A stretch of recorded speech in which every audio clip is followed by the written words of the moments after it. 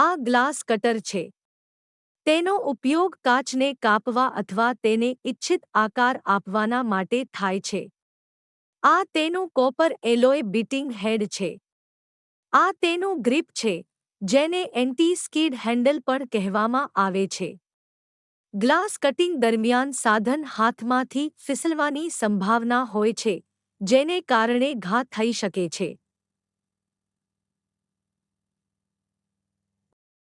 એવી દુર્ઘટના રોકવા માટે હેન્ડલમાં આ પ્રકારનું ડિઝાઇન હોય છે, જે તેને પીસલવાનું રોકે છે. તેને કાર્બાઇડ કટર કહેવામાં આવે છે, જેના માધ્યમથી કાચ કાપવામાં આવે છે. કાચને કાપવાને પહેલા તે પર કટિંગ ઓઇલનો ઉપયોગ કરો અને પછી કાર્બાઇડ કટરથી તેને કાપો. ટુકડા અલગ કરવા માટે બીટિંગ હેડનો ઉપયોગ કરો.